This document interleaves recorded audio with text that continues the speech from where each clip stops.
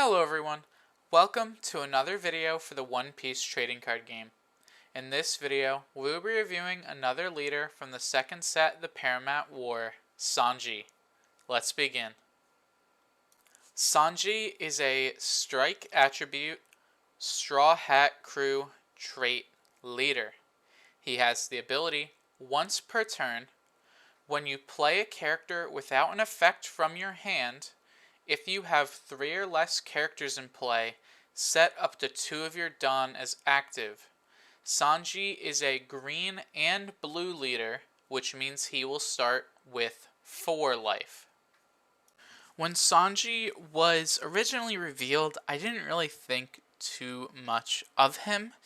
His ability doesn't really seem that strong since there aren't too many characters that have no effect that are actually seeing play.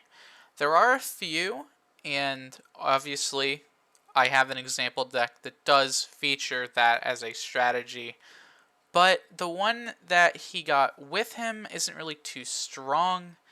I don't think it really does much for him, and I think that Sanji can only get better with time. There might be new strategies for vanilla characters in the future, and I think Sanji may be a key part in that, but as of now, there isn't really too much you can do with Sanji, although it is very fun. So if you want to play a deck that you might have some fun playing, maybe take a look at this one. The example deck for Sanji is 3 starter deck Jewelry Bonnie, 4 set 1 Killer, 4 starter deck Killer, 4 set 1 Raizo, 4 set 1 Izu, 3 starter deck Sentimaru, 4 set 1 Bartholomew Kuma, 4 starter deck Pacifista, 1 set 1 Pacifista, 4 starter deck X-Drake, 3 set 1 X-Drake, 4 set 2 Kazuki Oden, 3 set 1 Dracul Mihawk, 2 Love Beam, and 3 Punk Gibson. Looking at this deck, we can see that there are a lot of tools currently in the meta now. The only cards that aren't playable currently are the leader Sanji and the set 2 Kazuki Oden.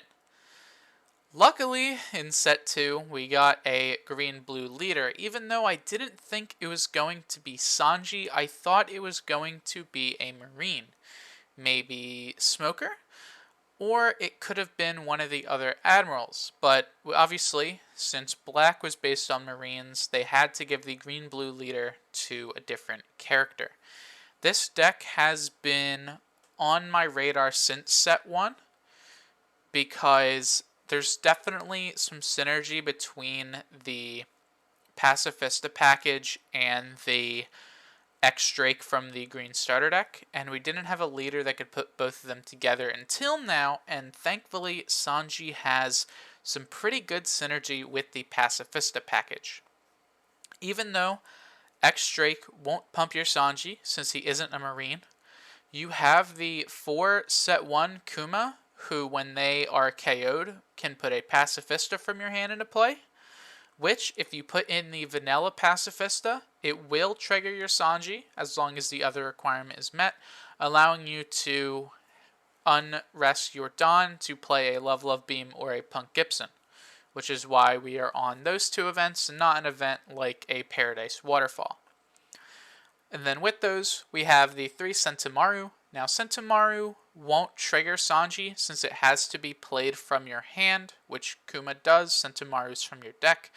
But the added synergy is very useful, and we are on the 1 blocker Pacifista because it is nice to just have another blocker you can put into play from your Kuma.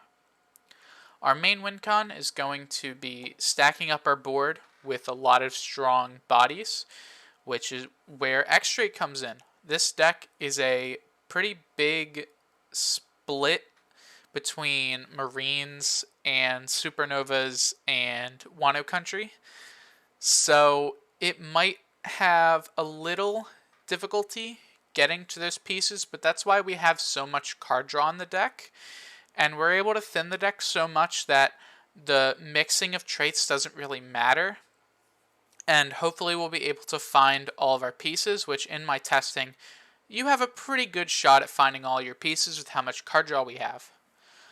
We have the 3 Bonnie, who's here to get your X-Drake. That is going to be your main card, but she can also grab both your killers, who are just really good consistent green cards, and your other X-Drake for some bigger removal, and Punk Gibson, which is why I'm on 3 Punk Gibson and not 3 Level Up Beam, since we can't grab Level Up Beam with anything currently. We are on the Wano Country package, mainly because Odin is a really good card. Odin is an 8k. I'm pretty sure I said this in the Kinemon video. It's why Kinemon is so strong, because of Odin. Odin's an 8k. You can pay 3 to unrest him, so he can attack twice. And when he's KO'd, you search your deck for a Wano Country of cost 3 or less and put it into play. We have the Aizu because it's a 2k and it's a rest effect, so if we're getting aggroed down, we can stop that a little bit.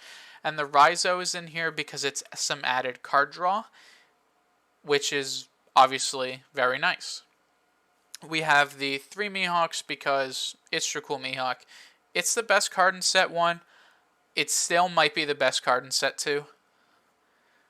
Maybe not including the Shank starter deck because that deck pushes purple pretty hard.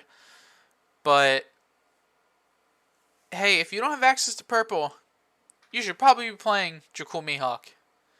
Even if you do have access to purple, if you're in blue, you should just play this card because it's super strong. Yeah, it doesn't hit Odin now, but so it's a 9 mana 9k. It's a huge body and it puts you ahead. Thank you all for watching the video. I hope you enjoyed. I hope you had a good day, and I'll see you in the next one. And since this will be our last upload before Christmas, Merry Christmas.